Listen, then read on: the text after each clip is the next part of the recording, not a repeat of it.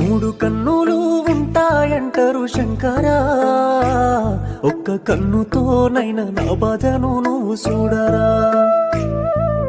ఏడేడు లోకాలు ఏలుతావంటారు ఈశ్వరా, ఏ లోకానున్న నా ప్రేమని నాకివ్వరా.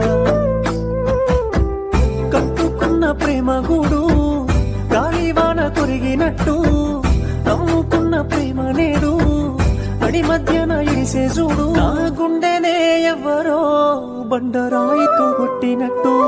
నా త్రిదళం త్రిగుణాకారం త్రినేత్రం చ త్రియాయుధం త్రిజన్మ పాప సంహారం ఏకబిల్వం శివార్పణం.